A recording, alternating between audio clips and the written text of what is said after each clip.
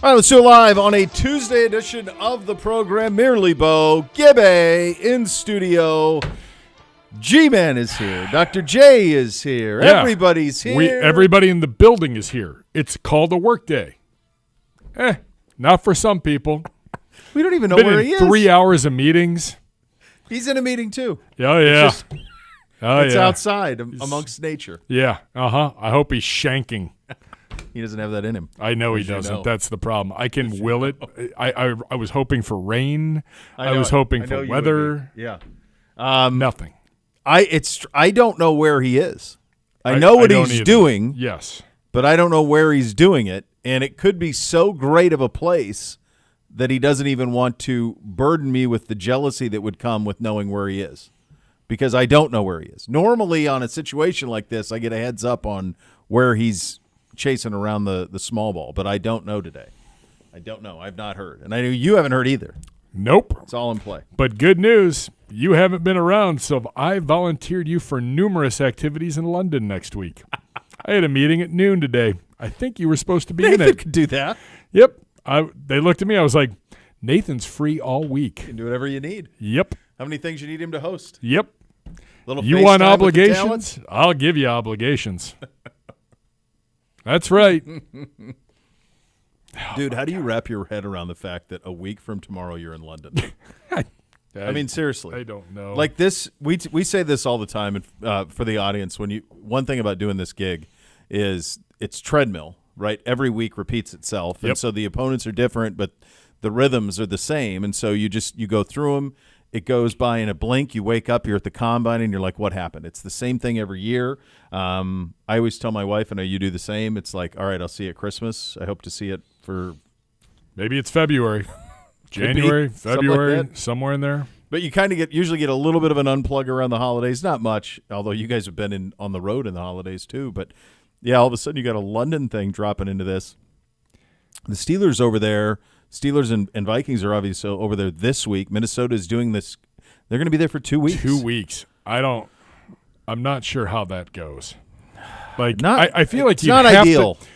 If you're the Vikings, you almost have to fly the significant others over. I mean, that's a long time. Yeah, I do wonder like how they handle that on a 2-weeker if they do fly. I mean, the kids are going to be in school, so they're not going to do that. The other thing I would just be like, and I've not been across the pond, so I don't know what this is like, but I wonder are there like massive resorts that you can put all these people in, but that also have a little bit of space and a little bit of privacy? Because if you're there for 2 weeks, you're not sightseeing. You know what I mean? Like you're practicing, you're working. They're all work days. Like I'd be very curious to know like where the Vikings set up shop for 2 weeks. Because my guess is they'd rather just stay over there. I mean, they're in Dublin. Oh yeah, this they're week. staying. Like they're going. I've talked to them. But I mean, like even more so, like just staying in Dublin. Do you just stay in Dublin until Thursday? And stay multiple days, or do you fly out and go to another hotel in the London area for next week? Yeah, I don't, because obligations start, from a community relations. And sure. Like, I mean, we've got stuff on the ground in London starting Tuesday morning. Yeah. I mean, there's activities, there's alumni, there's, the Hoff will be there. There's parties every night. There's, now we are not staying downtown. We are staying out in the middle of nowhere. But you have to. You can't be in the middle of it. You got it's a work trip. Correct. And that's how it was players. in 2017. Yeah. I mean, luckily we had the bye week the week after. So like when I flew my wife and kids over, they had a great time in London. I got to see London for 3 hours. Yeah. I was like, oh, there's the London Eye. There's London Bridge. All right, it's time to go to bed. We have a game tomorrow. See on down the road. Yeah, exactly. Because it has the feel of like an exhibition, but it counts. Yeah. And that's the thing that's kind of crazy with it. And this will be the first time anyone's done what the Vikings are attempting to do, correct? Correct. Yeah. And given what the league is attempting to do with the whole Ireland thing, so everybody that works like the London games are also in charge of the Ireland game. And like with the league, you mean, and like broadcast all that? Yeah. Yeah. And as of last Thursday, there was a lot of work still to do. Yeah. I was like, so what about London? And they're like, we'll get to you after we get through this. Let's and I'm get like, through this. well, that means then it's the week of. Yeah. And if I need certain pieces, parts, like we just had to take this is how crazy things are, and God bless the engineering staff. We basically took our home gear out of service after the game Sunday. We have to go through it. Everything has to be weighed. I have to have a serial number for everything. Oh gosh. I have to take a complete inventory that was due Monday. Yeah. And then we have to change the plugs. Oh yeah, because they don't have kind of a problem. Yeah, they don't have our speak different. So the then speak different so now languages. you're changing everything up. So we've taken that out of service. Yeah. Like that'll be here later this week. Plus it had to make weight. Oh yeah. You have to weigh everything, and everything's got to be, and then no batteries, obviously, and so I mean you're doing all that. In the meantime, like I had a travel meeting at 1 today for Detroit and 1:30 for London, and we leave Saturday. Now I'm on the advanced team with the equipment guys, so we have to go. We're leaving at like 11 a.m. on Saturday morning. So I'm going to Detroit, loading in. Sure you are. I got to get everything set up. Then I got to meet the team at the hotel. We have production meetings and everything. Game Sunday, on a bus back home Sunday night. Oh yeah, the bus. Oh yeah. Suck. Bussing it. Suck. Bus, 12-hour flight, bus. Suck. Which would you rather do? The flight isn't 12, isn't it direct? It's like 8. It's 8 Is it hours. Really? It's 8 over it's there? 8 hours. I thought it was less. Okay. I thought so too, you're 8, but huh? it looks like 8 hours. All right. So 8-hour flight, or is it a 4-hour bus ride? It's 2.5. To Detroit, it's only 2.5. 2.5. Huh? I thought it'd be it's further. 2.5. So literally, I have 2 nights at home. Yeah. Like, act accordingly, get packed up, and then away you Wednesday go. we're leaving for London. As you were going through After all this show. As you were going through all of that, I couldn't help but thinking about Zagura's probably on like 16 of some pristine private course with nobody around him anywhere. And Teed just off thinking, at 1. Could be. I mean, I bet they're flying. Maybe 13, 12. Yeah. No. He's going to be more He's than at Amen Corner right now. I think that's totally possible, If he sent a photo of us for an Amen Corner, it'd be unreal. I'll be so angry. I would just go, good. God bless. Yeah, The next level's I next. expect some gear. I expect a little Well, something. he would do that. I think he would do that Yes. if we were there. If he were playing if he were Augusta, at Augusta, he would do that. but It's just a lot going on, man. Well, And it's a lot for these teams. yeah. I It's mean, a we don't have a bye week after either. You know, we're going to land at like 1 a.m. on Monday morning after our game with London. It's 2 hours through customs. If I'm lucky, we're going to bed at 3. Equipment truck is back and needs to be unloaded at 10:30 in the morning. Yeah. And away we go. And away you go again. Yeah. And it's for a team like Minnesota over there for 2 weeks, and like it's Wentz and then what's McCarthy's situation, and they're in the middle of it. The NFL it's off to a very strange start in terms of trying to make sense of what's happening week to week. You had a Minnesota team who loses at home to Atlanta, and then Atlanta goes and lays an egg at Carolina. You go over there, you're going to play a Pittsburgh team that is atop our division, for crying out loud, and they haven't been lights out in any way, shape, or form, and yet right now they're 2-1 with Cincinnati, who, by the way, is also atop the division. And last we saw them, they were going to have up 50 to Minnesota. So it's us and Baltimore at the bottom, both at 1 and 2. You start to get this sense of how much all these games count. I don't know if folks realize this, but this week, Baltimore is at Kansas City. Either the Chiefs or Ravens is going to be 1 and 3. Yeah. And I don't think either one are bad football teams. I think Pat Mahomes is thrown to a bunch of guys who wouldn't play for some high schools around here because his guys aren't healthy. Nope. But he's going to get Rashae Rice back. He probably, after 6 games, he's going to get Xavier Worthy back maybe this week.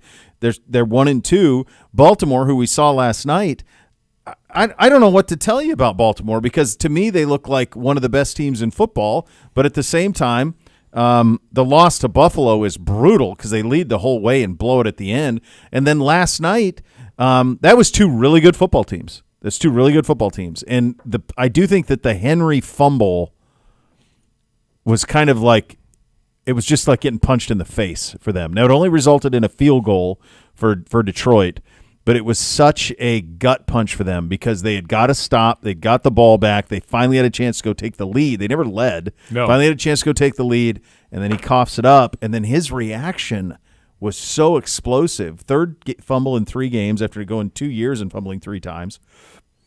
It was almost like that was a catalyst for them. Well, negatively. So they end up dropping to 1 and 2 as well. So all week long, he was talking all week. Yeah. Like, the Browns bottled me up. Mm-hmm. I got something to prove here. After the fumble in week 1, I'm coming out guns blazing. He has the touchdown run early, and you're like, okay, well, he's back on track. Yeah. But he only ends up with 50 yards rushing. I know it. I don't – maybe Father Time's catching him. Knock on wood. He's 31. He's a lot of tread on the tires. He's a big dude who has taken a beating. Yeah. He still has that explosiveness, as you saw with the 28-yard run yesterday. You're right. He only ends up with 50. But, yeah, it's funny. Like, I'm sure the thing today is to, bury them and bury Baltimore. And, honestly, even if they drop to 1 and 3 with Kansas City this week, if that were to happen, whichever team loses that game, there's still a lot of room to make up for it. I think I'll choose to view it this way. I think we undervalued Detroit because they got bombed week 1 by Green Bay, and I think we forgot about them. Total overreaction. It was. And you just never know. Sometimes styles make the fights, and Green Bay was ready to go for that one. But I think what you've seen from the Lions the last 2 weeks, a dismantling against Chicago where they just completely crushed them. And then last night in a game where 2 really good teams, their will on the Ravens, which is hard to do, but they just ran it right at them. And those 2 backs, I love the play on 4th down. I've never seen that before where they had Montgomery run the option with Jahmyr Gibbs with the little flick on the pitch. I've never seen that before. Really cool play. They're going to be a full day. They are. On Sunday. Yeah. Our defense is definitely up for the challenge, especially our front. I like that matchup for us. Their offense can score, but their defense still gave up 30 points. Yes. There's opportunities there on the defensive side, even though they got I saw the stat this morning, and I literally had to go to a second source because I didn't believe it. Yeah. But 7 sacks. Yeah. 7 sacks. And Baltimore didn't sack Goff once. No. The whole defensive setup for the Ravens is very strange. They're not putting pressure. They're hanging back. Meanwhile, Detroit just attacked all night. And to sack Lamar 7 times, that's pretty impressive. So you bring up Goff. Yes. And I really want to do this because Zagura isn't here and he loves Goff, but all of this would just make him so happy because I think, if memory serves, before I knew him, but I'm pretty sure he wanted Goff over Wentz. He was a big 100%. Goff guy all the way, yeah. So I don't know if you saw this, but since 2023, so last 3 seasons, Goff is first in the NFL in passing yards. He is second in the NFL with 73 touchdowns. He is first in the NFL in wins, 28 wins.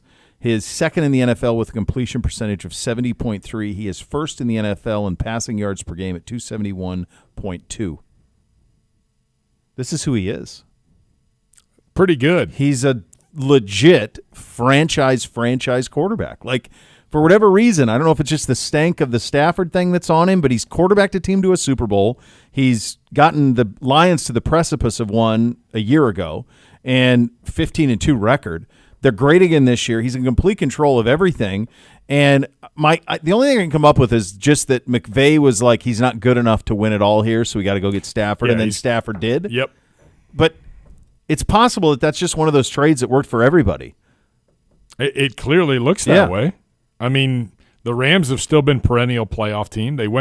If that weather is good last year against the Eagles, I'm not sure the Eagles are playing in the Super Bowl. Yeah. I think the Rams might have been the better team in that second half. And meanwhile, Detroit, ugly loss in the playoffs last year after the year they had. But they're back to their ways. They're a solid football team. They have so many weapons offensively. There are times, I will say this, though. There are times I feel like they win with their coach, and there are times I think they win in spite of their coach. I love him. Yeah, but I think, though, probably it's a trade they're willing to make because at least he's consistent. He's consistent in what he does. And I think all you ever want is someone to be consistent in behavior one way or another. So Sure. Yeah, I mean, it was a fun game. It was an entertaining game last night. It's crazy that us and Baltimore are sitting there at 1-2. We very easily could be 2-1. I guess very easily the Packers game could have went the other way too. But it goes back to the Cincinnati thing with how important it was for them to get those 2 wins. I was talking to folks down in Cincinnati this morning, and they're not exactly sure where to go from here. Not after what happened on Sunday. They can't run it. They cannot run it. Chase Brown, 10 carries for 3. He had 20 carries for 40 against us. They can't get the run game going. They can't protect. They don't have an elite processor anymore. So what do? And the answer is there's not much they can do. They're kind of stuck. Yeah. So that's something. It's funny, everything you thought you knew about this league, and then we had so many catastrophic injuries through the first 3 weeks of massive big-time players with Burrow and now Nick Bosa yesterday, and obviously us locally here with DeWand with his injury all that happened. Obviously JOK and MJ happened well before the season, but all the rest of this stuff has happened, and it's like, geez, this league, man, it's just going to be about survival. We're only 3 weeks into it. A couple of things from our side of things. The Browns have signed, this from Mary Kay Cabot, the Browns have signed wide receiver Luke Floria, the Mentor, Ohio native and Kent State product, back to the practice squad. He has been waived after a hamstring injury. Your boy's back. He's one of the darlings of camp. That's right. He was having a fantastic camp when he got hurt. It sucked. And he made an amazing play, I think, that he got hurt on. Yeah, Shador threw that over-the-shoulder ball on the sideline in Carolina. He made the one-handed catch. Yeah. That's the play he got hurt on, tweaked his hamstring. Yep. So, yeah. Good to see him back. Kent State legend. Yeah. Yeah. And he's, what was their record he's back in the mix. What was their record while he was there? G-Man next level's next. G-Man hit me with this. Mentor's record was pretty good when he was there. So. We were talking off air about Kent State football. I had no idea how long Kent State's had a football program and how bad it's been. And how many great players. A lot of great players. Yeah. Gates, Edelman, tons of them. Gates, Edelman, James Harrison, Jack Lambert. Yeah. Roosevelt Nix. I was doing a remote years ago on campus for them. Roosevelt. I was doing a remote on campus at a Panini's on campus near that near had a horrible experience at that Panini's. Yeah. Well, it was good for me. They were nice people. But I remember seeing the Lambert photos on the wall, and I'm like, Lambert was here? Wasn't Saban there too? Saban was there, yep. Yeah. It's crazy. And yet you go look at they're just no winning. It doesn't make sense. No, you could argue that they're the worst college football program of all time. And I think yes, you could, because when I pulled it up, I think that might be statistics kind of show that. Statistics may bear that out. But also with some of the most talent. Yeah. Usually if you're terrible, you don't have any talent, but they've had a ton of talent through the years. You got gold jackets. Lots of them. Several. Correct. Yeah, it's wild. Really wild. So Edelman got his red jacket over the weekend, I saw. Yes, he did. Which was cool. Played quarterback at Kent State. That's right, yeah. A couple other things around the league. What do we got here? These are your nominees for the Pepsi Zero NFL Rookie of the Week. Amarian Hampton, Cam Scadaboo, Luther Burden, Torrey Horton, Jalen Lane, as well as Carson Swessinger are nominees for the Pepsi Zero Sugar NFL Rookie of the Week. Let's go NFL vote. Announced today. So here's what you can do. You can go vote for one of those 6 players. And this is what we do best, send our massive fan base out to go vote for people. NFL.com/rookies on the NFL mobile app through Thursday at 11 a.m. to determine who will bring home the Pepsi Zero Sugar NFL Rookie of the Week championship belt for Week 3. The Pepsi Zero Sugar NFL Rookie of the Week will be announced on Thursday on NFL.com. Go vote. Yeah, Schwessinger's been unbelievable. He's been unbelievable, and it's only going to get better. It's crazy to think that he's 1 full year as a starter in UCLA, and this is what you're getting out of him right away. I mean, he's captain of the defense, all the thing that he does, green dot guy, all of it, and he flies around everywhere, and so he's been great. So that would be great to get him that as a little bit of a nod for Cars. So go there and vote for him. All right, those are your hot topics today. We're presented by University Hospitals, official healthcare partner of your Cleveland Browns. Dave Zastudil is going to be in studio with us here coming up in about 15 minutes from now. We will do one thought around the National Football League. Greg Newsome at the podium still ahead. Take a look at those 3-0 teams. Who do we like? Who don't we like? We'll go around the league coming up next. You listen to Cleveland Browns Daily. We're presented by Ballybet, official sports betting partner of your Cleveland Browns. Please bet responsibly on 850 ESPN Cleveland.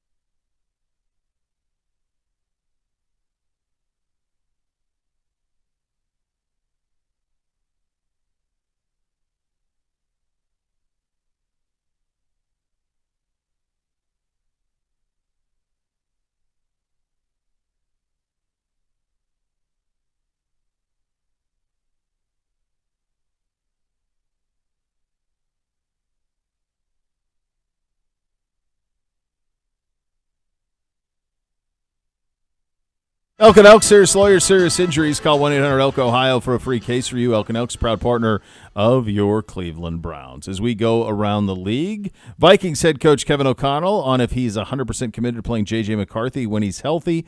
This is a great answer to him. That doesn't require an answer on that question today. McCarthy's already out Sunday against the Steelers in Dublin. I would be shocked if he played against us either. I would assume. I would think he's down. Sit him for a couple of weeks, get him all the way back healthy. It was a rough start for him anyway. And they're 2-1. So if they can split against us and Pittsburgh and come back at 4-2, 3-2. If they can come back at 3-2, he might be just fine to do so. I think that guy is. I think he's one of the best coaches in the league. I think it's incredible that it almost doesn't matter who the quarterback is; they win. Yeah, And they're doing it defensively. They are. I mean, they're really relying on their defense, and yet they might have the best non-quarterback in the NFL. Yeah, I mean, it's so funny. I posed that question to a PFF guy this morning. I said, who's the best player in the NFL? And he goes, Miles. Like in terms of like, I said, the way I phrased it was, who's the best player in the NFL if you take out positional importance? And he goes, Miles. And then the other guys he said that was up to that are, Jefferson and Chase and all the guys that have gotten paid. But yeah, they have. So they've done a good job with it, and you can be a little bit patient with it. Go ahead. I don't know. Is Carson Wentz like? Carson Wentz wasn't the reason they smoked Cincinnati on Sunday. No. They had the. I want to get the name right. Rodgers is the last name. I'm certain of it. But do you have it, G-Man? You know the kid I'm talking about from Minnesota who had the best game of defensive players maybe ever had. He had a Isaiah Rodgers. Isaiah Rodgers. Yeah. So Isaiah Rodgers he had 2 defensive touchdowns in the game, and then he had 2 defensive touchdowns. He had the 2 interceptions. He also had a fumble, I believe, in this game. Yeah, it was the first ever 99.9 grade. 6 turnovers in the game from the team, but crazy. he had himself the day of days. Yeah, it's like an all-time day. He's a 6th-round pick out of Massachusetts, 27 years old. I know. Had a day. Yeah, God bless him. Really, that's a cool story. But that's why I'm like, I don't know. Is Carson Wentz good enough? It was a game that I had on because I was, paying attention to Cincinnati. So Wentz in the game he's fine. He's 14-20, 173, 2 touchdowns, no picks. I want to play. A rating of 130. I mean, that's more efficient than JJ is right now. And Cincinnati's defense isn't great by any stretch, but it's better than what JJ's doing right now, and that's kind of all they need. They ran it okay. He got Jefferson going a little bit, 5 for 75, but yeah, I mean that's an interesting one. How they go about that decision. Yeah, absolutely. A couple other things around the league. I mentioned the Nick Bosa injury done for the season with an ACL. They just have the worst injury luck. Yeah, the 49ers. It's unbelievable how many guys get seasons lost. I don't know, and we'll talk about this in one thought. Yeah. I somehow have missed the fact that they're 3-0. Well, every game is like the one. They just beat Arizona, and that's kind of what they're all like. They win every game that way. They're just clutch, and they make plays. I mean, they're playing Mac Jones, for God's sakes. They don't even have Purdy. They have Purdy. Now Bosa's out. But somehow they string it together and win games. It's wild. Former Steelers running back Najee Harris tore his Achilles. Did you see that one? So that's a total non-contact, just popped. Yeah. I always go back to that conversation. We say it every time with the ligaments, like muscles fine-tune, ligaments are ligaments, and they just cannot take what these guys put on them. We just see way too many Achilles, way too many tendon injuries. This is the other big news of the day. The New York Giants will officially make a quarterback change. So it will be Jackson Dart, their first-round pick out of Ole Miss this past year. He will start the team's Week 4 game against the Chargers following an 0-3 start to the season with Russell Wilson at the helm. That is the craziest quarterback room. So they've got Wilson, they got Jameis. Correct. And they have a first-round pick in a room. And they skipped over Jameis. We're just going to go with the rookie. Right to the Jameis on practice squad. I don't know. Put Jameis to Cincinnati. At least it'd be fun.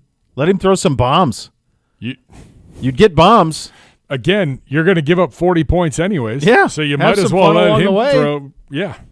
Yeah. I don't know. Wilson was awful on the Sunday Nighter, and maybe that was just too much for ownership and people in power to be able to bear. But I feel like this is definitely not a coaching decision. This is an ownership that's going, you know what? Your time is quickly coming to an end. You're going to play this guy going forward. It goes back to the same thing that's happening in Tennessee, and I would say it about the Giants as well. If you know going into the draft that you're going to go quarterback, then if you've gotten to that point, it's usually because the head coach isn't working. Make the change so that the coach and the quarterback walk in together, and the coach gets the quarterback that he wants. So the idea of what's going down in Tennessee, like Brian Callahan is probably not long for that job. It seems like it's probably going to be gone after this year. So okay, fine. But if that's the case, you just drafted Cam Ward. Now in year 2, he's got to learn a new system. Yeah, that's not it, man. And I would say the same thing here with the Giants. Like, if you're drafting Jackson Dart, then give him a coach who wanted him to be the guy who's the head man. Yeah, and it's funny you bring up the Titans because Brian Callahan relinquished play calling duties today. He did, yes. So the quarterback coach, Bo Hardigree, will be calling plays moving forward. I was going to say, there were some rumors yesterday that Callahan was going to get canned yesterday. Jeez. It's way too early for that. Yeah. Well, yeah. Who's going to be the interim? His dad? I mean, Bill's down there. Yeah. I mean, So that whole thing was crazy, like the firing of Vrabel and making that change the way that they did. And look, they got a new stadium coming. They need Cam Ward to be a part of that. They need to be playing well by the time they get there. So that's all of those factors kind of fall into place there. But again, if you're going to draft a young quarterback and you're going to play him, you got to put stuff around him. You do, and you also, that's kind of it too. That's why I think Chicago was so close to doing it perfectly. They really were. They just should have hired Ben Johnson last year. Correct. They screwed up the coach stuff. They screwed up the coach stuff. They did everything else. They have all the talent. They just screwed up the coach stuff. And had they just gone to Ben Johnson last year, this would be year 2 for Caleb in the system. He wouldn't have had the other system that gave him bad habits. Yep. They could have coached him out of the USC habits right away. And that's kind of how I feel about Callahan and Dart. Like, if you're going to draft a quarterback, if you know you're going to draft a quarterback, then you got to, if you're even on the fence on making a coaching change, make the change or recommit to that coach. Yeah. So that he doesn't have to look over his shoulder every 2 minutes. Yep. Dart looked really good in the preseason. It was funny. Eli Manning, did you hear that story Eli Manning told last week with Jackson Dart? So they're both Ole Miss guys, both drafted by the Giants in the first round. And Eli was like, hey, man, if you ever need anything in New York, let me know. So Jackson texted him wanting like a hookup with reservations. At a restaurant? Yeah. And Eli's like, I'm not doing that. Because he is it's Manhattan. So like some pretty tough places to get into there, even for a first-round pick of the Giants. Yeah. Eli Manning can probably get into anywhere in New York, but I thought that was funny that's what he. You're on your own. You have to win a few games. You got to win a few. Be the starter, then you won't have to worry about reservations. The future of recycling is here. Rumpke Waste Recycling leading the way. Their new $100 million recycling facility is North America's largest, most technologically advanced recycling center of its kind. It's built right here in Ohio. Learn more by visiting rumpke.com. Former Browns punter, current managing director of the Oswald Companies, our good buddy Dave Zastudil is going to join us in studio coming up next for Risk versus Reward. You're listening to Cleveland Browns Daily. It's presented by Ballybet, official sports betting partner of your Cleveland Browns. Please bet responsibly on 850 ESPN Cleveland.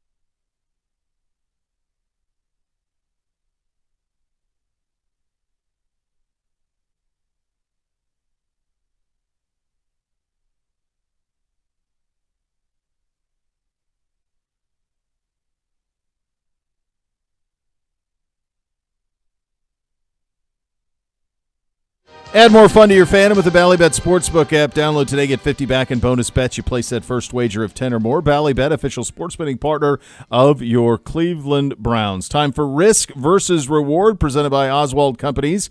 And look who I have in studio here. Former Browns punter and current managing director at Oswald Companies, Dave Zastudil, in studio to give us the Risk versus Reward play of the game, brought to you by Oswald, the official risk advisor of your Cleveland Browns. Hey, buddy, good to see you. Hey, it's great to be here. Appreciate you having me. We had a few Risk versus Rewards in the last 3 minutes of this win on Sunday. Yeah. Which ones have your attention? Well, the first one, I think, is the Grant Delpit interception. You know, it's funny as a former player, and you spend so many years in meetings, team meetings, and you see the preparation.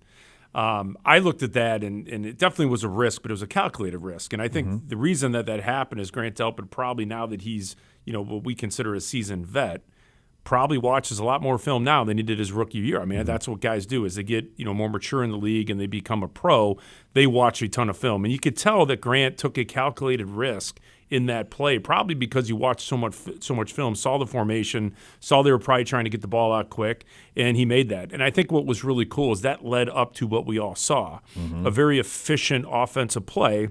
And thank God, I would say the reward of that was probably the ref sprinting in and touching that ball from 20 yards away.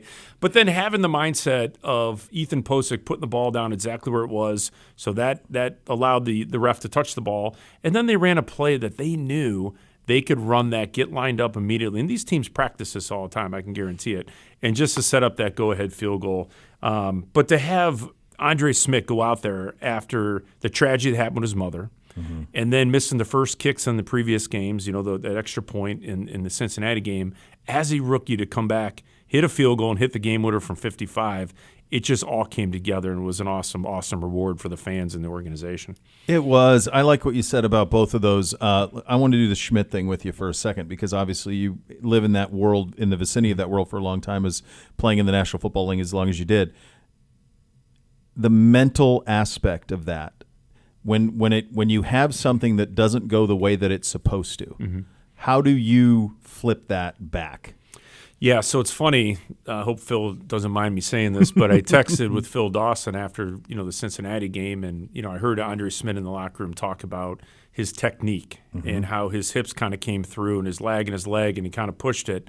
And I thought I saw the same thing. Okay. And then Phil Dawson and I were talking respectfully about the game, and he said everything he said is what I kind of saw. So I think what was really cool about that is that, that was not really a mental miss. That sounded like it was definitely a technique, a physical thing that he can watch film and correct. Yeah. And what's great is he comes out then in probably the most pressure kick he'll have, and I think it's the longest walk-off field goal in Cleveland Browns history from what I hear, and to be able to be a rookie, learn from your mistakes and do that. But when as a kicker and punter, a lot of times, every field goal that I used to hold for Jay Feely, Phil Dawson, Matt Stover, they would always tell me one thing.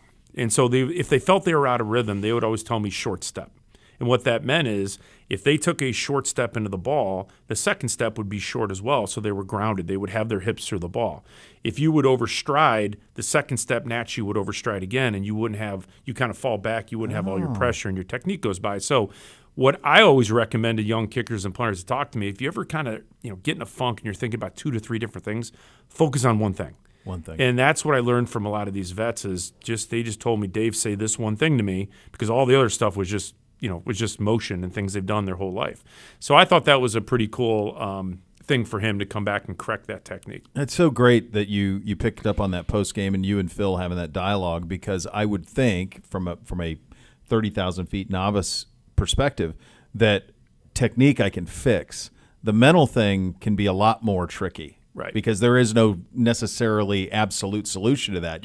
Technique, all right, this is what I did. I can go do that again. Let me get right back into my process. Mental can go any number of ways. Yeah, it's a good point. And I think what's really great about the organization, too, is they stuck with him, right? Yeah. I mean, no doubt. This is a young kid. They see what he's done in practice. They see what he's done in camp and preseason. And I think that's one thing about kickers and punters that's a lot different than a quarterback or a running back.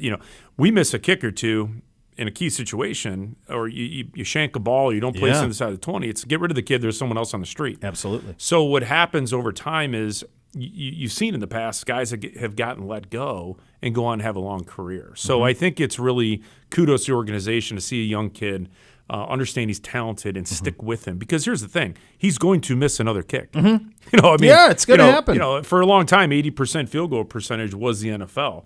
It's just the fact that what I thought was impressive, that he said it was a technique.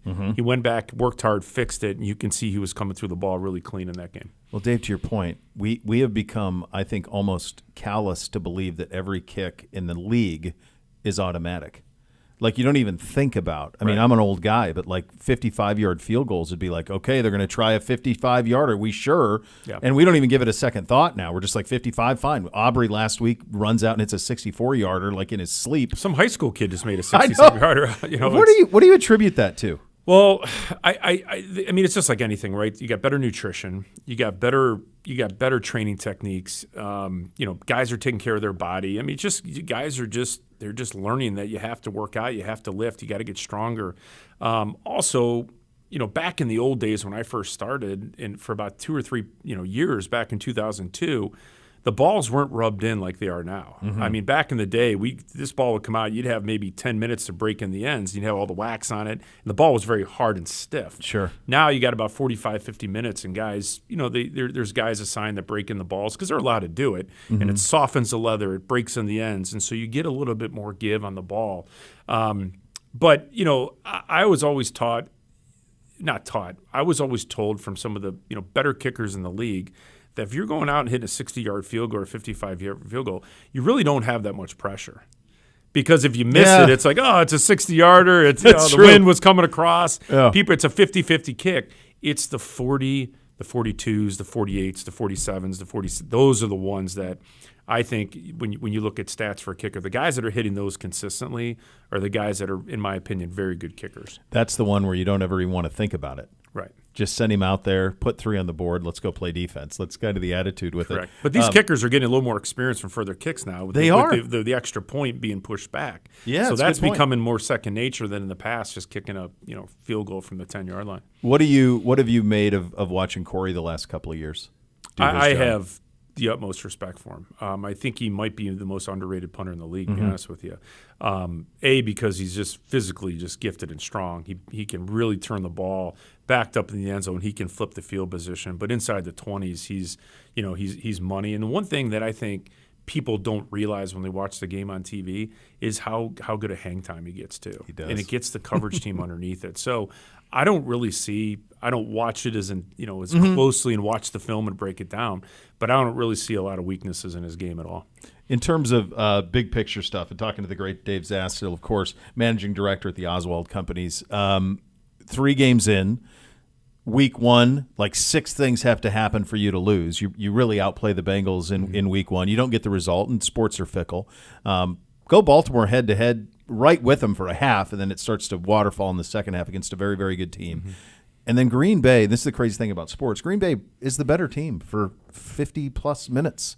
And then in the end, you're able to make plays, and you have a completely different feeling about what your operation is. The other thing that happened in this game against Green Bay is we've got a run game now. Quinshawn can go. So from your perspective, what you saw Sunday juxtaposed to what you saw the first couple of games, do you see a blueprint now for success for this team going forward? Yeah, I think, I was always told that there's obviously 3 facets game. You got offense, defense, special teams. If you can win 2 out of the 3 in a game, you got a good chance to win if you limit your turnovers.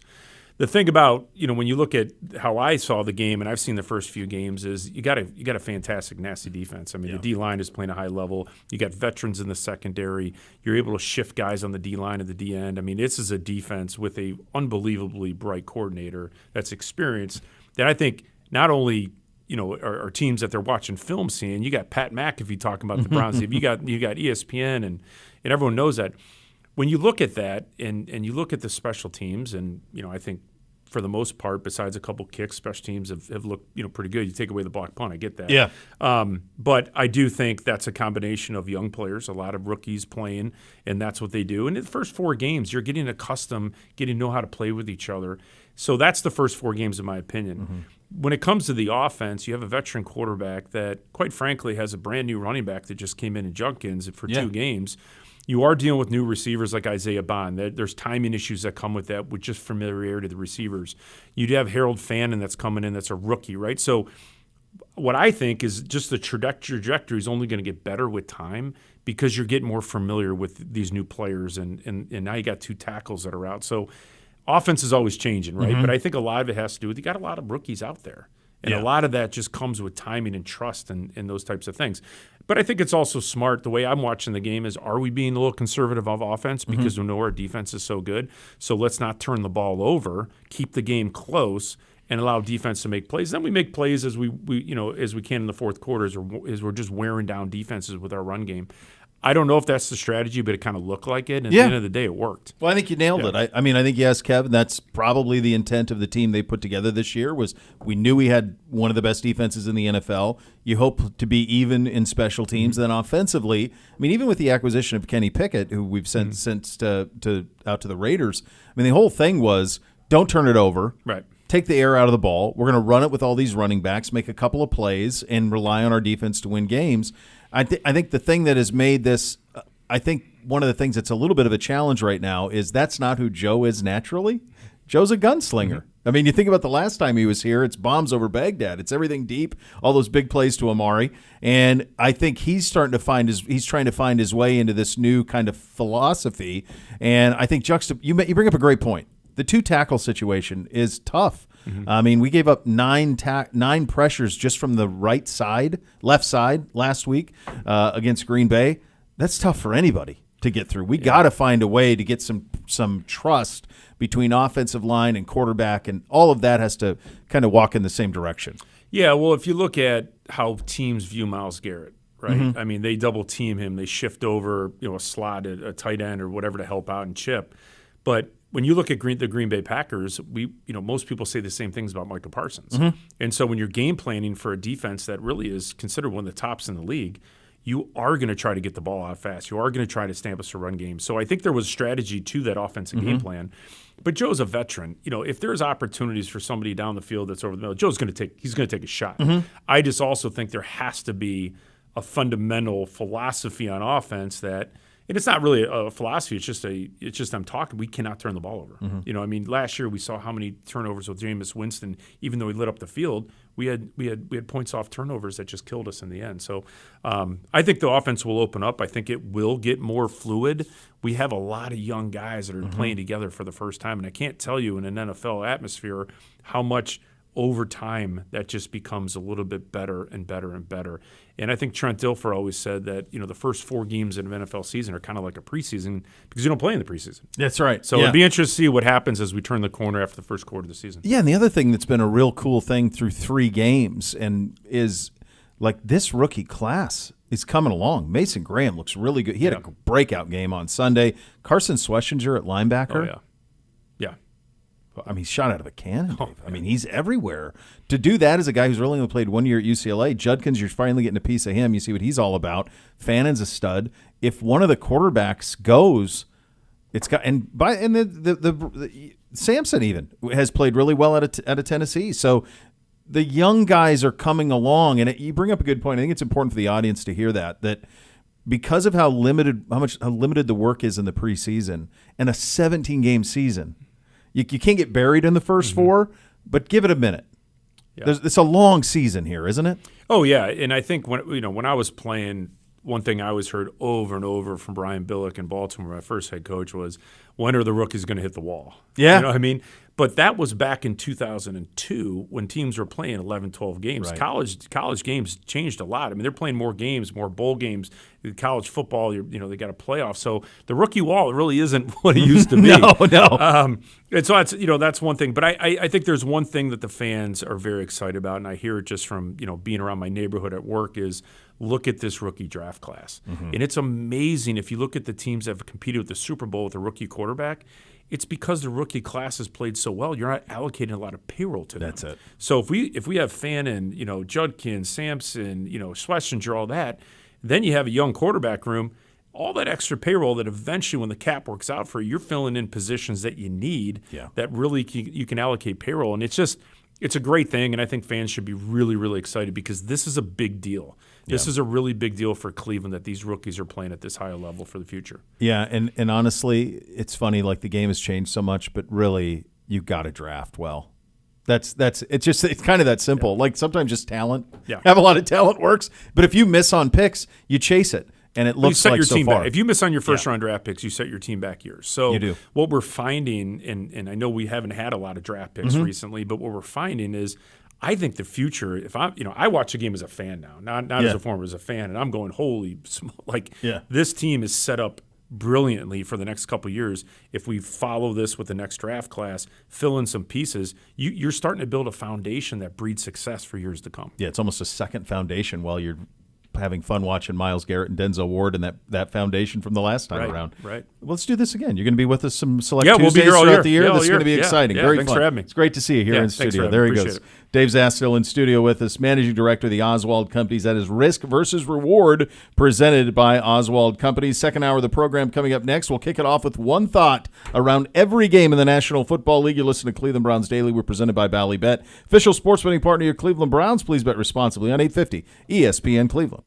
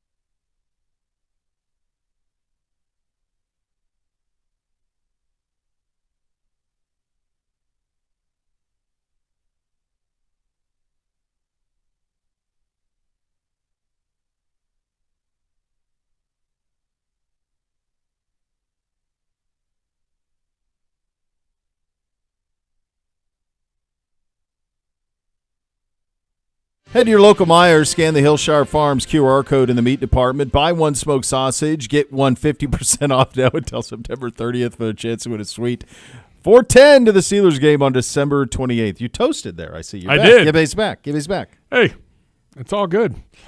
Someone's got to do it. That's right. Again, That's right. what, Good to what see it. do you think he's done? No. 3 hours. He's on 16. Well, it depends on where he plays. I mean, like if some places he might be done. That's in what I 3. mean. Like you can zip around. He could zip around and do 3. It's a Tuesday at 1. There's probably nobody out there. Correct. And you were dodging rain in the morning. Yeah, depending on the weather situation wherever he was going. So I didn't see today was it was a tough thing to wrap your head around because on my neck of the woods there was no sun all morning. Correct. Same. So you had that too. Okay. Yes. So but when I was driving over here and I got what it would be about halfway, all of a sudden the sun came out. And so like when I went to get in my car, I thought it looked like it was like 56 degrees, but it was actually like 82. Yeah. And then it's really warm humid. over here. It's really humid. Yeah. We needed it though. It was and was then pretty droughty. rain tomorrow. Yeah. I think tonight and tomorrow. So, and then no rain again for like 2 weeks. Yeah. But- You and I were talking, I can't remember if it was off air or on, but like how many leaves are down already? Like this is, for this time of year, it's a lot already. Yeah. That's the no wife and I rain. had a conversation. She's like, hey, before you go to London, you're probably going to need to do leaves. And I'm like, I shouldn't have to do leaves till I get back. Yeah, we're like, but then I looked at my front yard this morning pulling out of the driveway, and I'm like, I'm going to have to You're do going to leaves. have to do leaves, buddy. Yeah. I'm not ready for that. Put that on your list. I hate that as much as anything. That's the one thing I hate about home ownership. The blowing part of the leaves or this? Yeah. Yeah. Now, I have a backpack. Yeah. I got a backpack blower, so it's pretty nice. And if So you can zip through it. desperate times call for desperate measures, like I go to the in-laws' house and they have one of those giant fans that's like Oh, this yeah, tall, yeah, yeah. And you You plug just in plug and you that. just- Oh, God. yeah, You're living then. I can do that. You But can zip through. yeah, that's the problem is while I have multiple trees losing leaves, the two main ones, the two giant ones, Yeah. they literally lose their leaves like during the first snowfall in December. Yeah, that's how it goes. And then I'm screwed. And then you're done. You're Yeah. cooked. You get those guys in the spring. Yeah, exactly. All right, you ready? One thought Let's around go. the league. Let's do it. Hi. One thought. Let's go, G-Man. Jeez, the G-Man administering. We talked through this in the last segment. Look how excited he is. Yeah, All tell of me about Wadsworth Kent is State listening. Football. Oh, all Kent of State and Wadsworth. When do Play you guys what, play in a couple them? weeks? Couple weeks. 2 weeks. We Yeah. play Brecksville this week, and then it's on to Hudson. Yeah, and I think the NBC's team plays them gonna in say. 2 weeks too. So I Yep. think we get the double dip. So Yeah. we'll see how all that It's a goes. full week of Yeah. rivalry week. That's Yeah, right. Is it a rivalry? It'll now? be an all-out war.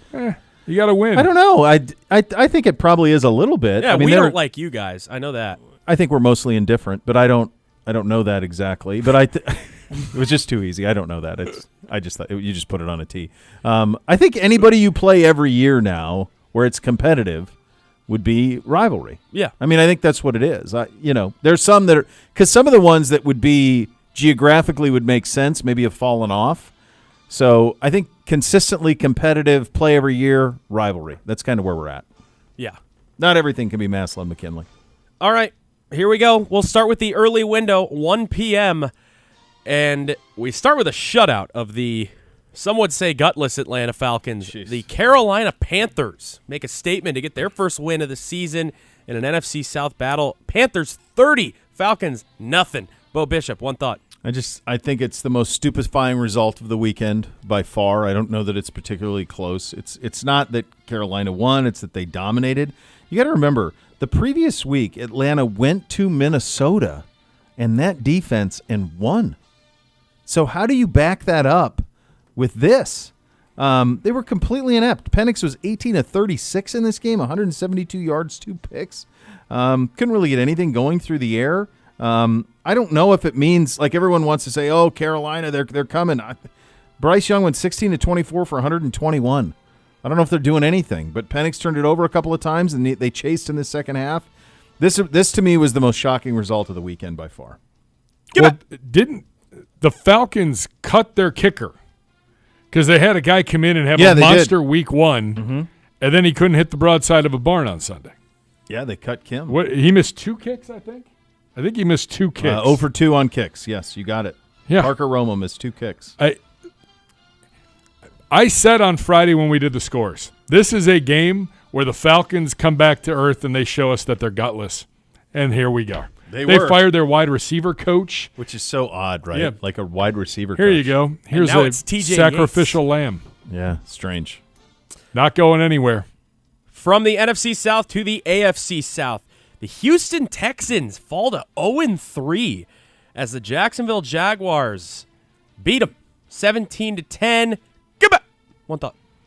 Well, I'm not pleased about this from a draft pick standpoint. Yeah. I need these bums to start losing, and they didn't. No. C.J. Stroud might be beyond fixable. Maybe it wasn't on the Houston OC that got jettisoned in the offseason. So Something's not right there. No, it's not. I actually, this was not that these guys are the end all, but I asked directly the PFF guy this morning that I had on, and I was like, I'm like, what's going on here? What's going on with CJ? I mean, he lights the world on fire as a rookie, and they seem lost. And he's like, they are terrible at protecting. They have nothing to fear in a pass catch outside of Nico Collins, and they can't run it.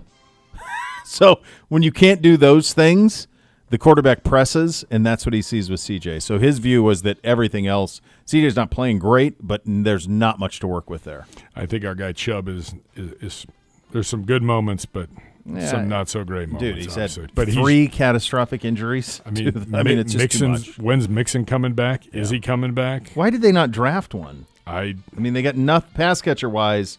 Last year, I mean, a couple of years ago when they were really humming, when Nico was going and they had Tank Dell, like they had a couple of guys who could scare you a little bit. They just don't have anything right now outside of Nico. So, yeah, it's a mess for them. And they play Tennessee this week. I mean, that's a loser go home in a big way for everybody. Correct. And meanwhile, I will say on the other side, Jacksonville finally doing what Jacksonville's supposed to be doing with the talent that they have. Yeah. Win football games. Yeah, they're doing all right. Yeah.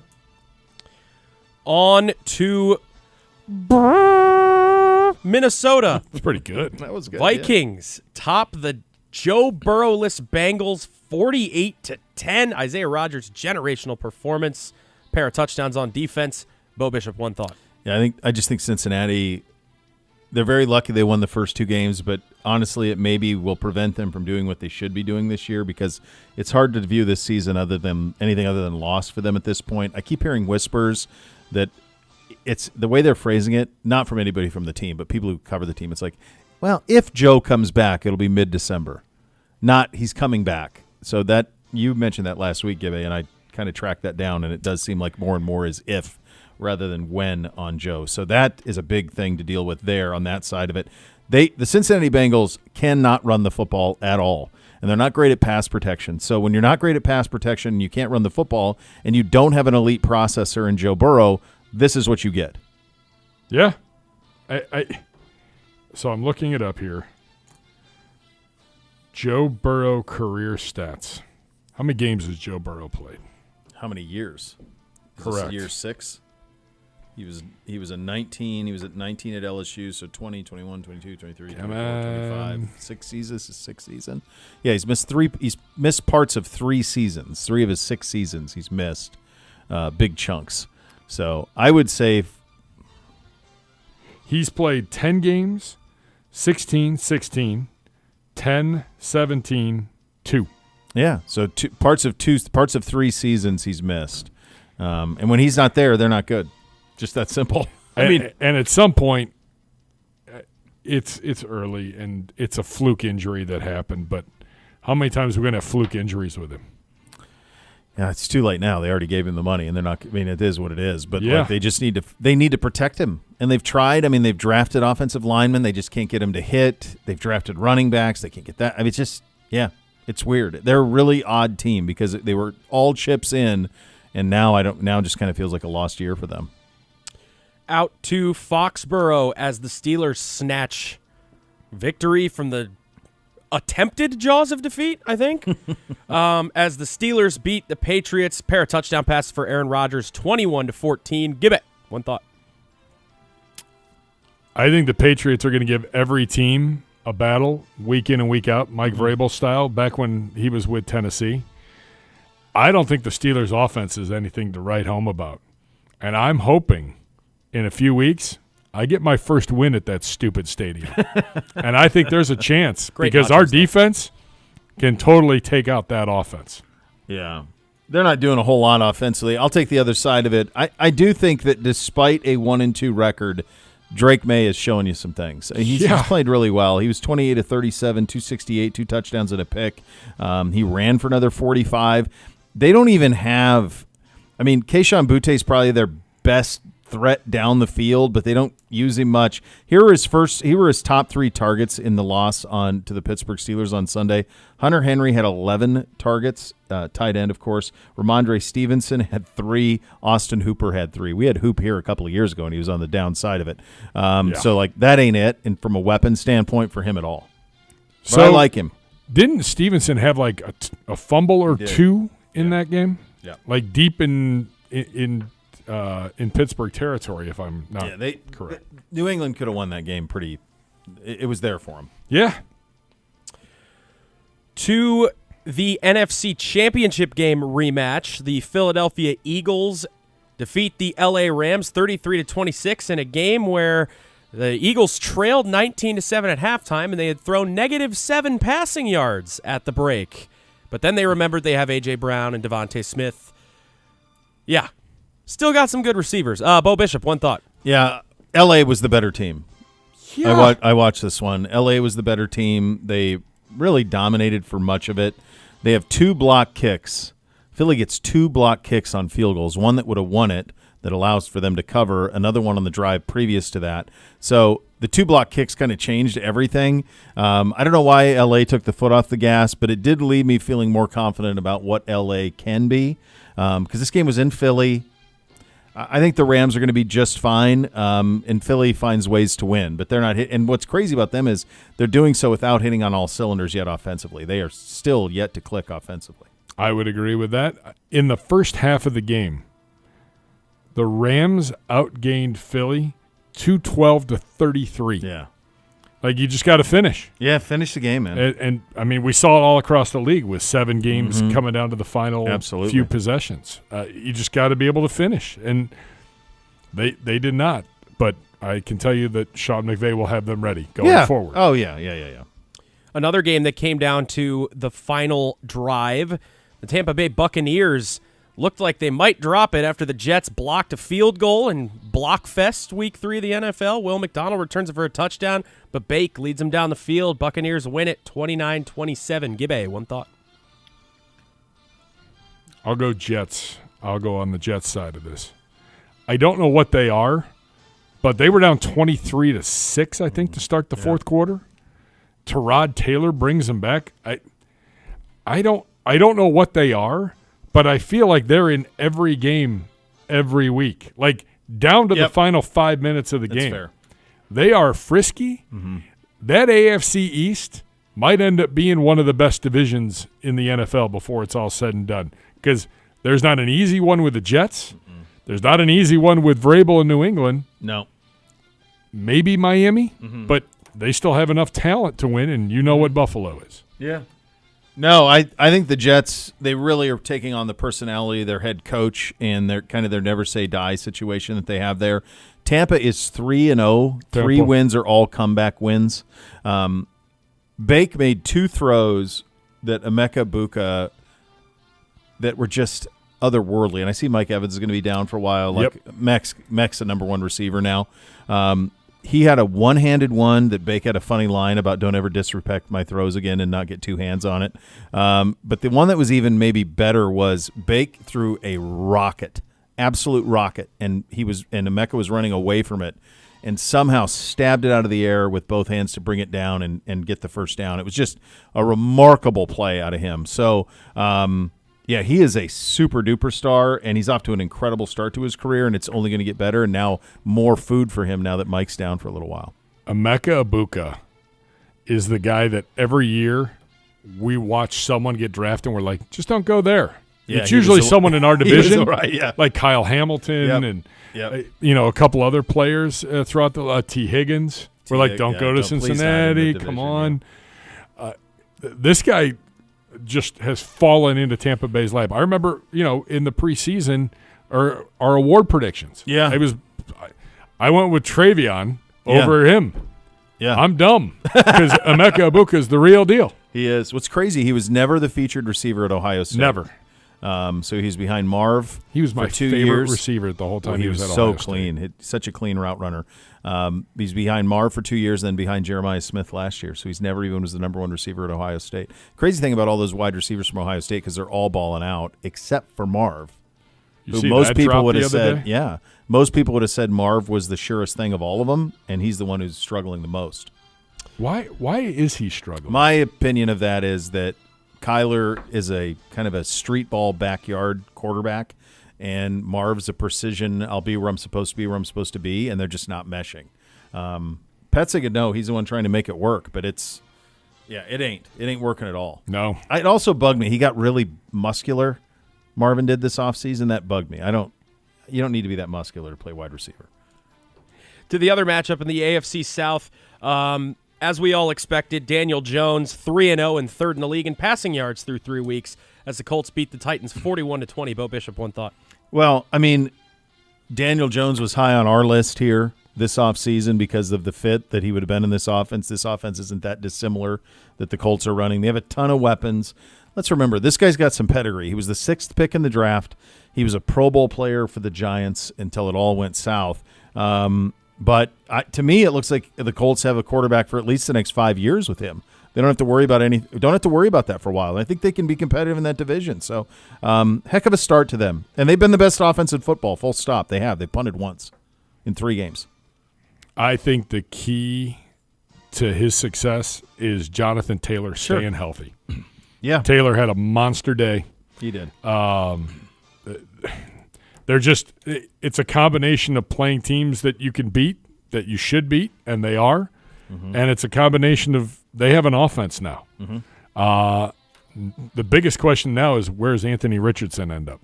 Because it's not going to be with where he is currently. No. Rounding out the early window, we'll go a little rapid fire from here on out. The Commanders bounce back. They beat the Raiders 41-24. Marcus Mariota started this game out in Landover, Maryland. Gibbe, one thought.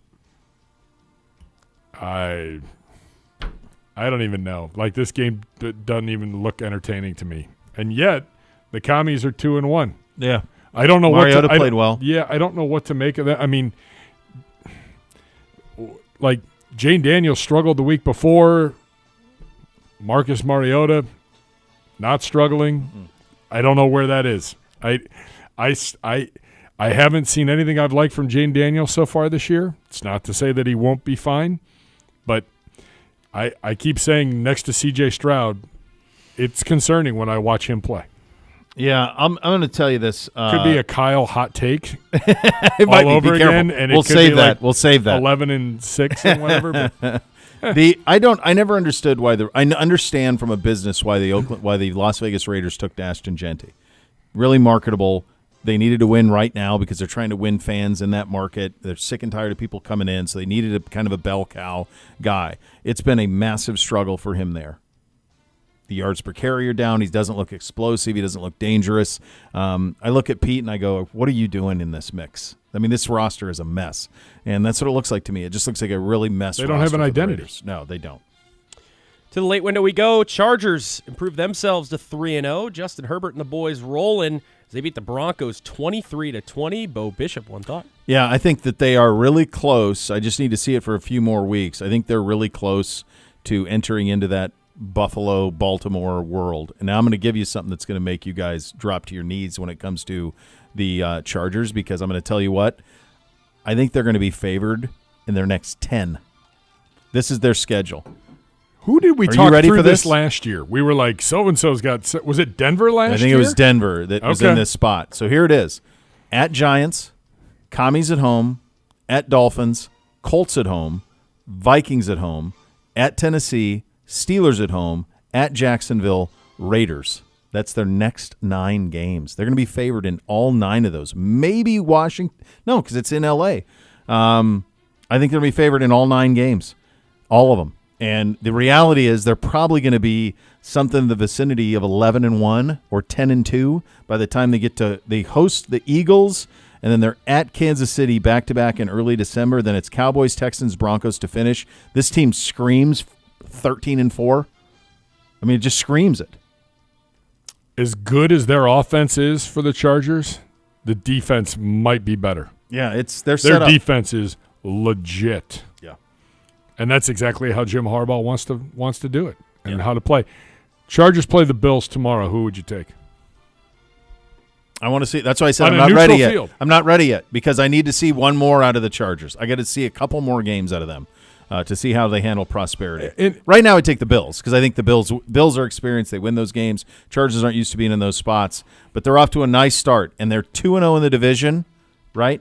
2-0 in the division. Obviously, they got to win against Kansas City. No, 3-0, dude. They get the Raiders too. So they're already beat 3-0 in the division.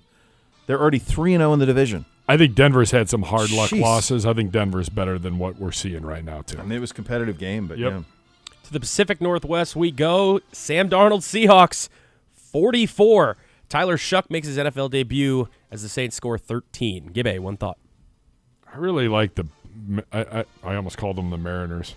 I like the Seahawks head coach, McDonald. Yeah, good. Yeah. He's really good, and he's got a nice little operation going on over there. Now, unfortunately, everybody in that division has a winning record, and the 49ers are undefeated with 20 guys on IR.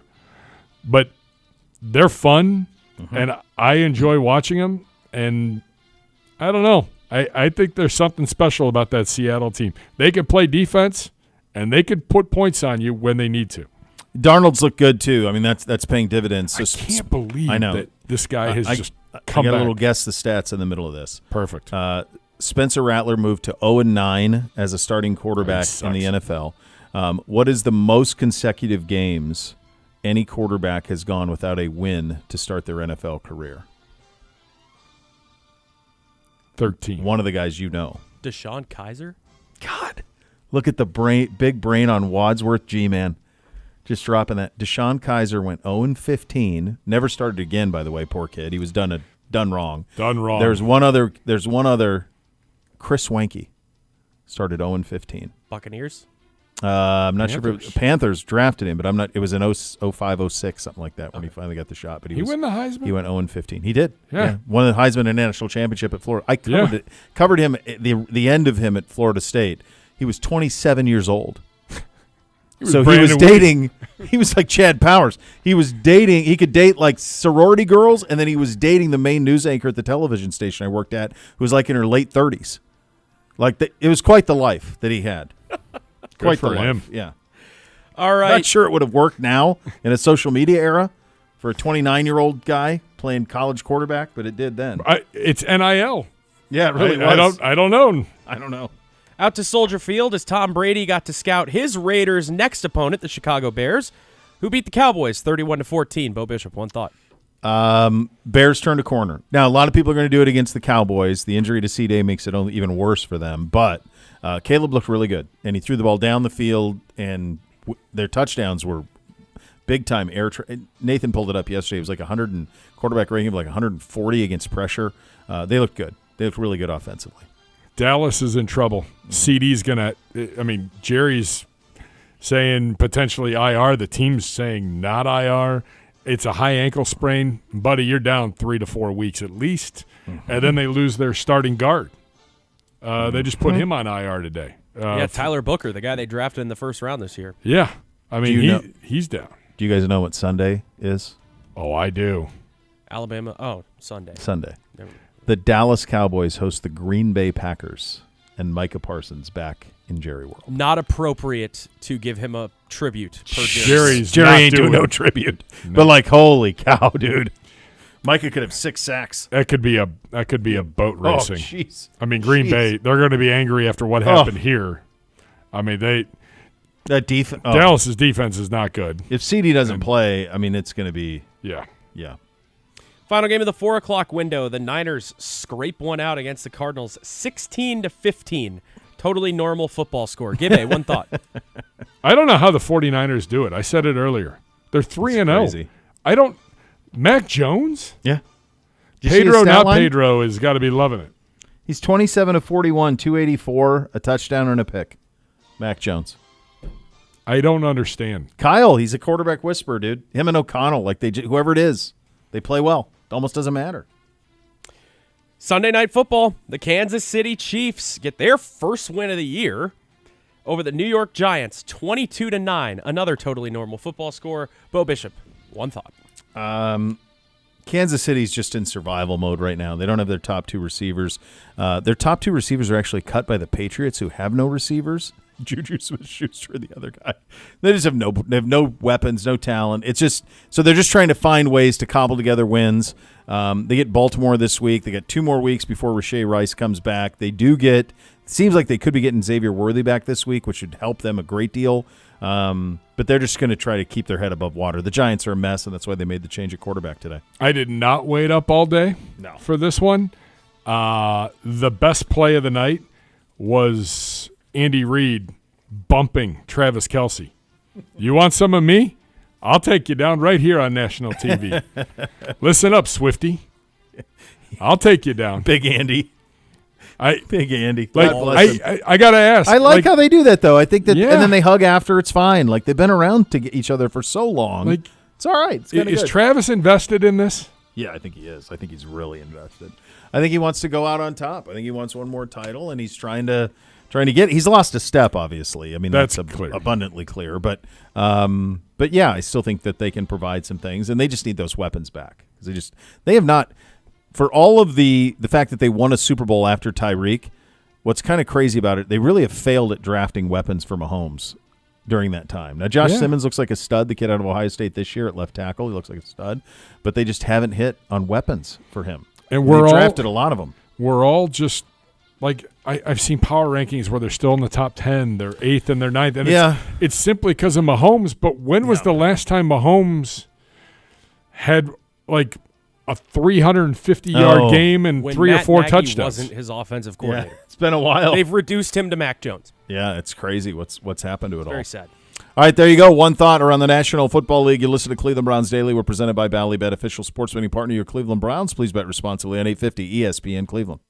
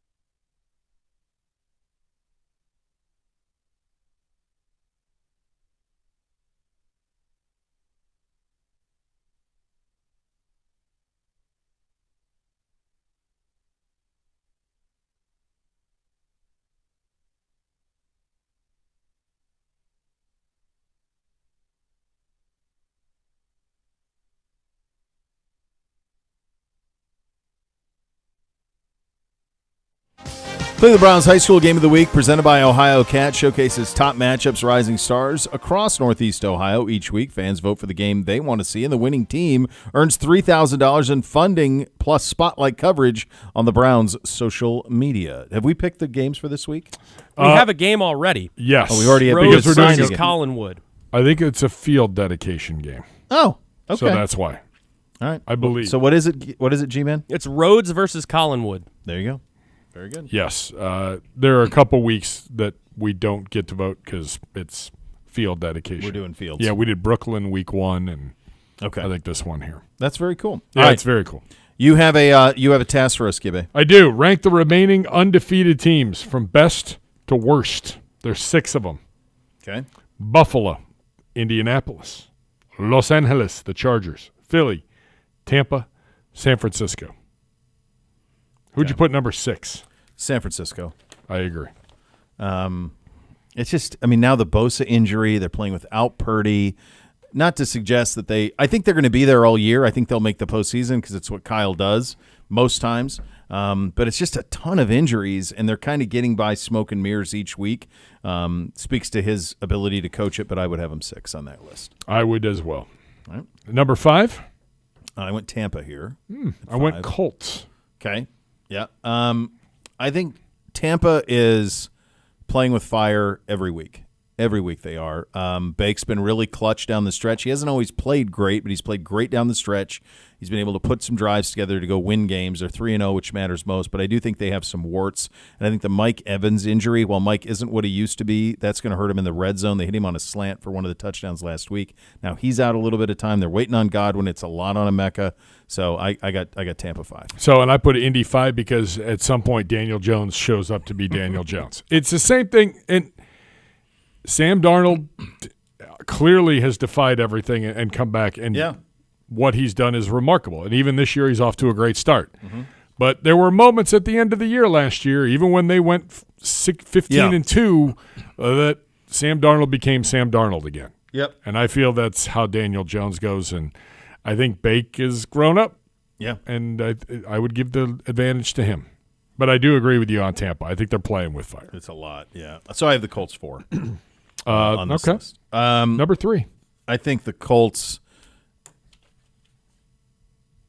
I mean, it does feel like the bubble will burst at some point, but what they're doing offensively every single week is pretty remarkable.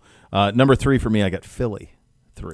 I have Philly 3 as well. Oh, Hey, all hey, right. little curveball for the kids. Hey, golf boy, we don't need you. That's right. I think Philly's clunky on offense. They're a little clunky right now on offense. They're winning. That's what matters most. They were very fortunate to win against the game against the Rams. The Rams outplayed them. We're the better team in Philly. They survived in advance. You tip your hat for that. That's what champions do. But right now, they aren't what I think they need to be offensively to be on the level of the team that's coming at the top. I feel like they're last year's Chiefs.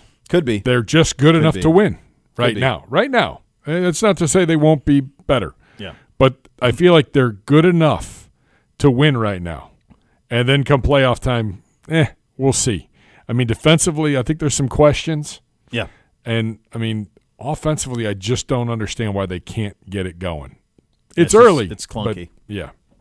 Number 2. Chargers here.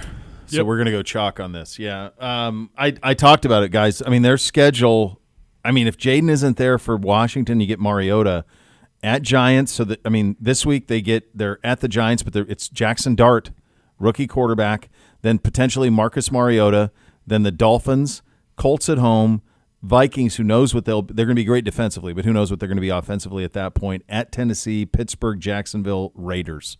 That's their next 9 games. Like, they're going to be 11-1, 10-2 at worst. I went back and forth between Philly at 2 and the Chargers at 2. The Chargers have had a lot of injuries. Mm-hmm. I'm still a little questioning on the wide receiver core for L.A. and if they can stay healthy, especially, I mean, Keenan Allen's making big plays for you still, and I feel like really? Is Keenan Allen able to sustain this for 17 weeks? Mm-hmm. Not really sure. Again, they've lost a lot, but they've still managed to do okay. I think Najee's kind of a big loss. I know it's G-Man's favorite player.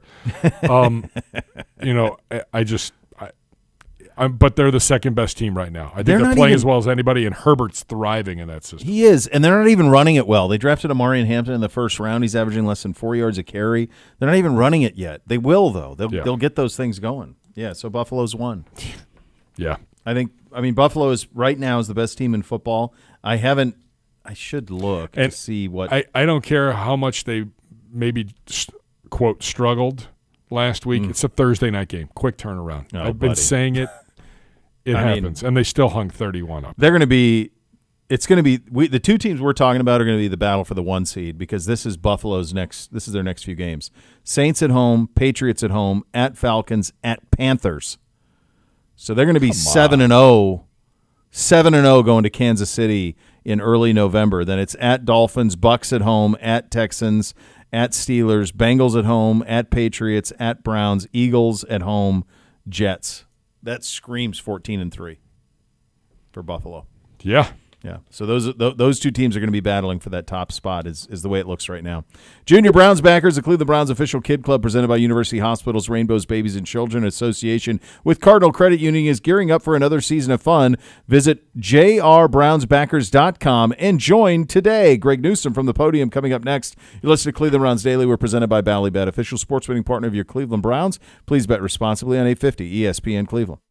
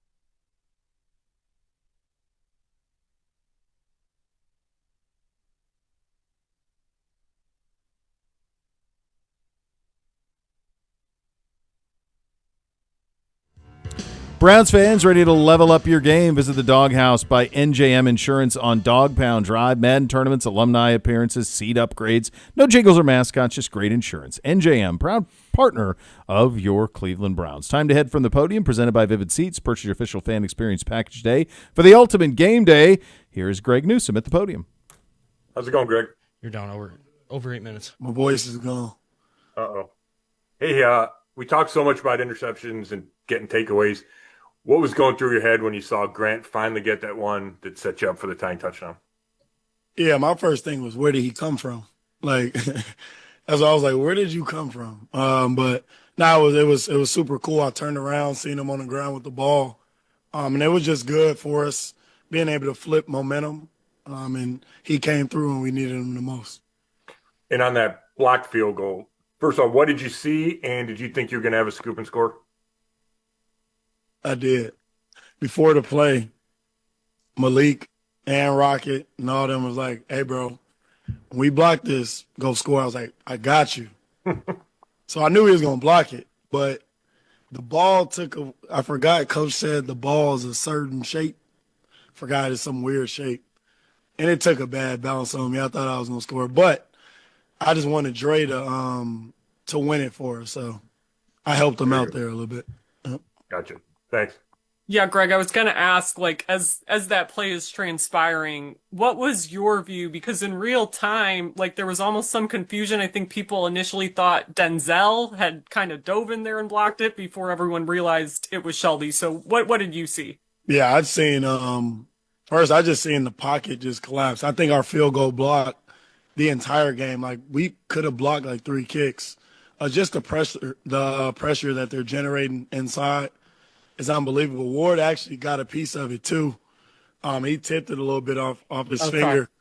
And then when I seen the ball get hit, I was just trying to do my best to get to it.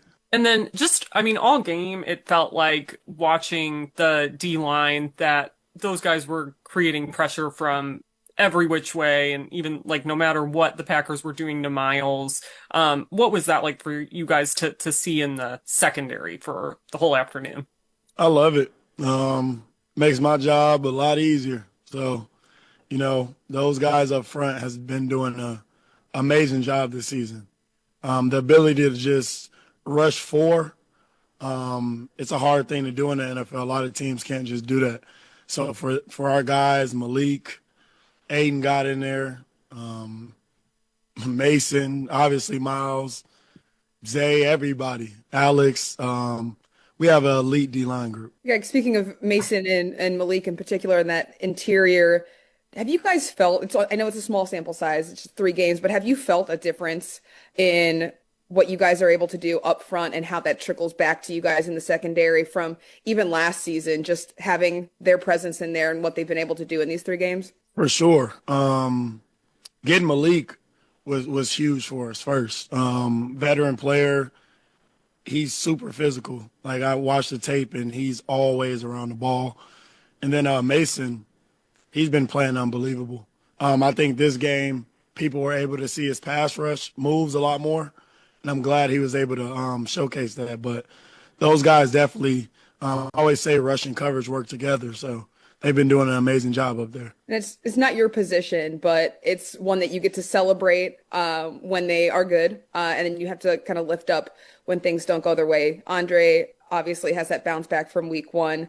As you see in the NFL, the position go through the highs and the lows, what's it like to watch that? How difficult do you think it would be to be in that position, to have all eyes on you, and then the intense criticism when things don't go your way? Yeah, super tough. We always say there's really 3 positions on the field that can win you and lose you a game. That's cornerback, quarterback, and kicker. So, you know, all the eyes are on you, especially out there at kicker. But for him to bounce back like the way he did just shows the type of character he has, shows the mindset that he has. And, you know, as soon as we got him in field position, right away, I was on the bench. I say, yeah, it's ball game. I already knew he was going to come. He was going to show up for us, and he did an amazing job. Yeah, Greg. So did you lose your voice just in the aftermath of like on the field, or did it carry over even into the locker room? Is this common for you to lose your voice? And does this just speak to how exciting, how fun that game was for you and all the fans in attendance? Nah, yeah, I lose my voice every single game. Like I'm always out there screaming, celebrating, yelling, but definitely just screaming after the game didn't help. And then in the locker room, just screaming all that, none of that helps. But yeah, I tend to talk a lot during the game, so I lose it every game. And what does a victory like this say about you guys as a football team? We're resilient.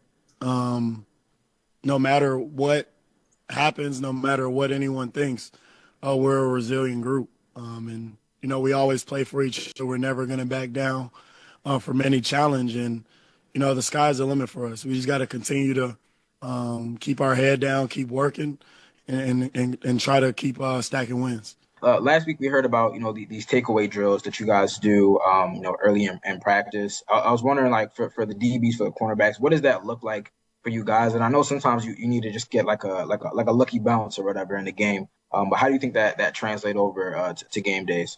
Yeah, we do a lot of like second man in. Normally at corner, we're normally the second man in on tackles, just finding ways to punch at the ball. I think Ward had a few great punches in the game.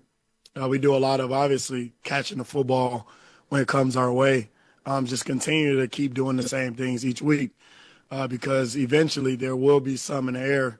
We got to find a way to come down with those. So I think B. Lynch does a great job with just allowing us to just work everything, whether it's tackling, punching, tracking the deep ball, a lot of that stuff. Yeah, Greg, I mean, I know we've asked you about the interception, but I mean, for you guys as DBs, just the fact that this ended the streak of like 7 games without an interception, it ended the streak of 4 games without a takeaway. Like, how satisfying is that part of it that's not active anymore, I guess? Oh, it's amazing. And like I said, they come in bunches. So, you just got to try to get that first one. Grant got that first one for us. And I think they'll start coming in bunches. I think the football guys are on our side right now. Yeah, Greg, 2 questions real quick, if you don't mind. The first one is, I know this is the other side of the ball, but you guys are family. So, how do you feel about the news that DeWand is out for the season with a knee injury that will require surgery? Yeah, that's tough. I actually just found out. Definitely got to reach out to him, but definitely a loss for us, a big loss for us. A guy that's been working his tail off. You obviously never think any of that's going to happen. You don't prepare for anything like that, but we'll definitely be with him the entire time through his recovery process. I'm just trying to keep his spirits up. And then my second question is, I saw even Pat McAfee tweet today, the Browns are not, I think it was ASS, family Zoom here. So my question is, do you feel like a victory over the Packers gave you guys some street credibility a little bit, and people can maybe now see that this is a little different than people thought it might be? I think it gave viewers. We already know what we have. Like, we're dominant. Like, we know that. That's what we pride ourselves on. So we don't really look for outside reassurance. Like, we know what we got. So, like I said, people just got to continue to tune in and watch. We're gonna find a way to win this week. We're gonna work hard this week, and we're gonna keep stacking them. And people will join the bandwagon soon. All right, there you go. Join Z and Gerard Thursday night, 7 to 8, Kevin Stefanski's show, live from Grayton Road Tavern in Cleveland. Stop by and meet Browns linebacker Devin Bush. He's been awesome. Awesome. Top 15 graded linebacker along with Carson. They both are, according to PFF. And register to win autographed Brown merchandise, compliments of our friends at Bud Light. This was fun.